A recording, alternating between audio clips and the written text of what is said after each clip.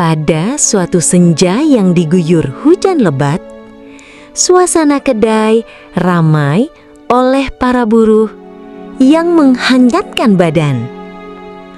Tiba-tiba, sebuah teriakan memecah kehangatan. "Hei, maling!" teriak seorang pelanggan. Seorang bocah laki-laki berusia sekitar 10 tahun. Tubuhnya kurus kering dan basah kuyup, berhasil ditangkap. Di tangannya yang kotor tergenggam erat sebutir bakpao yang masih mengepul. Matanya membelalak ketakutan, seperti anak rusa yang terjebak dalam sorot lampu mobil. Seorang pelanggan tua yang galak langsung menghakimi.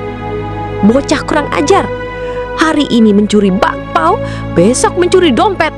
Ayo serahkan ke polisi." Tuan Liang mendekat. Wajahnya tegas. Bocah itu gemetar, menunduk, siap menerima bentakan. Namun, yang terdengar justru suara Tuan Liang yang tenang namun berwibawa. "Sudah, dia hanya anak kecil," ujarnya pada pelanggan yang galak itu. Ia lalu berjongkok, menyamakan tinggi badannya dengan bocah itu. "Nak, kenapa kau ambil milik orang?" Dengan suara serak dan getir, bocah itu menjawab, "Maaf, Pak, aku sangat lapar. Ibu sakit, sudah 3 hari kami tidak makan nasi panas." Mendengar itu, hati Tuan Liang tersayat. Ia mengambil piring, mengisinya dengan 2 biji bakpao, semangkok bakmi hangat, dan segelas susu panas. Ia letakkan di depan bocah itu. "Kamu boleh makan di sini. Tapi ingat, Nak," kata Tuan Liang menatapnya dalam-dalam, "kita boleh miskin, tapi jangan pernah menjual harga diri. Lapar bukan alasan untuk mencuri. Lain kali, jika kamu tidak punya uang, datang saja ke sini. Kamu bisa bantu Nyailin cuci piring, dan sebagai imbalannya, kami akan beri kamu makan. Setuju?" Air mata bocah itu meleleh deras, bercampur dengan kuah bakmi yang dihirupnya lahap. Ia mengangguk kencang, tak mampu berkata-kata. Saat hendak pergi, Tuan Liang menyelipkan sebungkus bakpao lagi di tangannya. "Untuk ibumu," katanya dengan senyum. 15 tahun berlalu. Waktu tidak berbaik hati kepada Tuan Liang dan Nyailin. Kota tempat mereka tinggal telah berubah menjadi metropolitan. Restoran-restoran berjejaring internasional berdiri megah, mengerdilkan kedai kehangatan yang tampak semakin usang. Pelanggan setia mereka satu persatu pergi, ada yang meninggal, ada yang pindah ke kota lain. Tubuh Tuan Liang juga mula menyerah. Rematik di tangannya membuatnya tak lagi lincah menguleni adonan. Batuk-batuknya tak kunjung redah. Tabungan mereka yang tak seberapa akhirnya habis untuk berobat. "Lin, kita harus jual warung ini," ujar Tuan Liang suatu malam. Suaranya parau penuh keputusasaan. "Dengan uangnya, kita bisa kontrak rumah kecil dan untuk obat-obatanku." Nyailin hanya bisa mengangguk. Air matanya menetes membasahi baju. Menjual warung itu seperti menjual memori puluhan tahun kehidupan mereka. Mereka pun pindah ke sebuah rumah kontrakan kecil dan lembab di pinggiran kota. Kehidupan mereka berubah suram. Mereka hidup dari bantuan tetangga dan jatah sosial yang tidak mencukupi. Penyakit Tuan Liang semakin parah, napasnya sering tersenggal-senggal dan badannya semakin kurus. Suatu malam, kondisi Tuan Liang kritis. Nyailin yang panik dibantu tetangga membawanya ke rumah sakit besar di pusat kota. Sebuah gedung megah yang membuatnya merasa kecil. Seorang dokter muda yang tampan dan ramah memeriksa Tuan Liang. Wajahnya serius. "Ibu, kondisi Bapak sangat kritis. Dia mengalami infeksi paru-paru yang akut dan harus dioperasi segera," jelasnya. Nyailin limbung. "Bah, berapa biayanya, Dok?" Dokter itu menyebutkan sebuah angka yang bagi mereka seperti langit. Nyailin langsung lemas. Dengan tangan gemetar, ia mengisi formulir permohonan keringanan biaya, menceritakan keadaan mereka yang memprihatinkan dengan tulisan yang berantakan. Formulir itu sampai di meja Dr. Chen, sang direktur medis rumah sakit. Matanya terpaku pada nama pasien, Liang. Jantungnya berdebar kencang. Ia membaca alamatnya yang lama, di gang di mana dulu ada sebuah kedai bakpao yang hangat.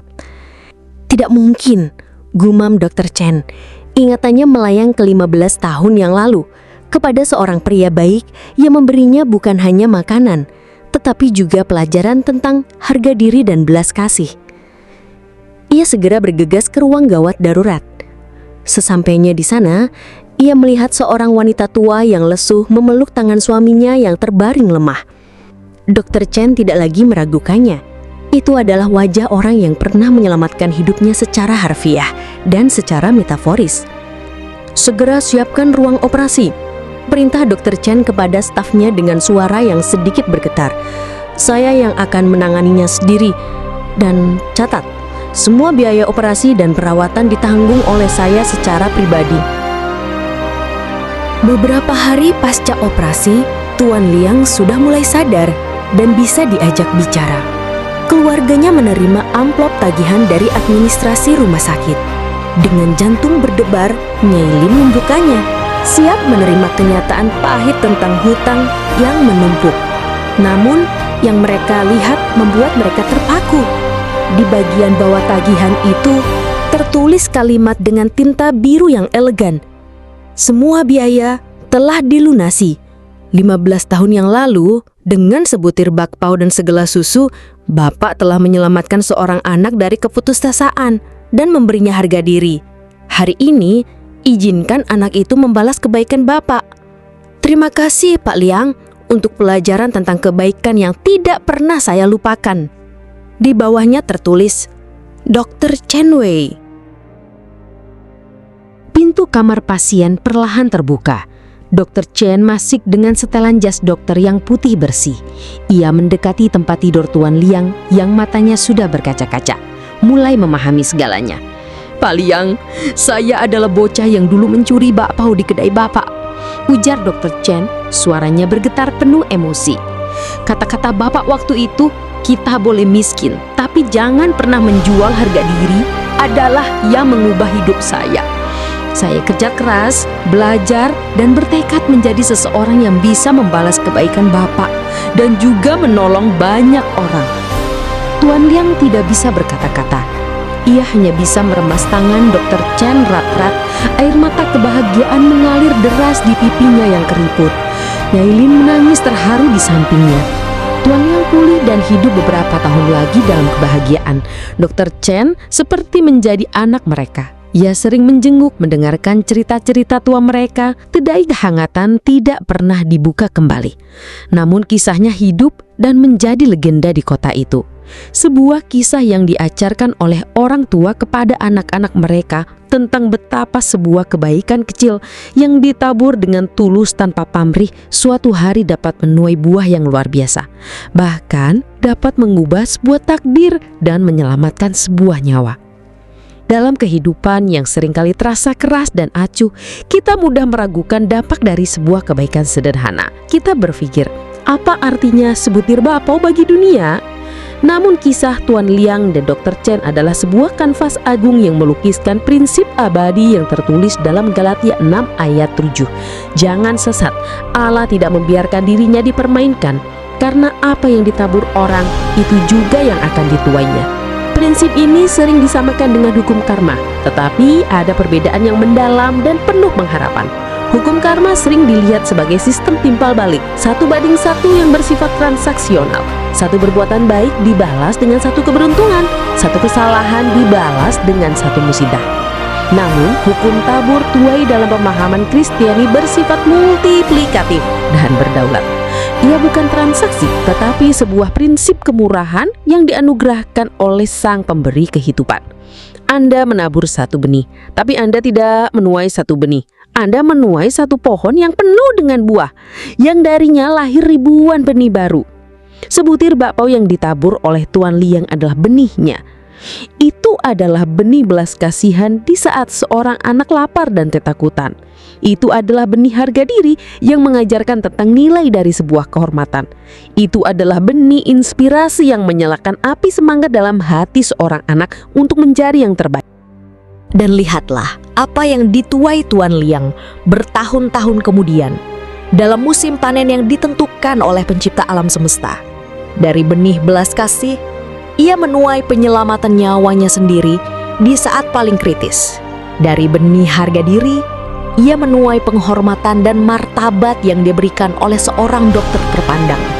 Dari benih inspirasi, ia menuai sebuah warisan kebaikan yang abadi, sebuah kisah yang akan diceritakan dari generasi ke generasi.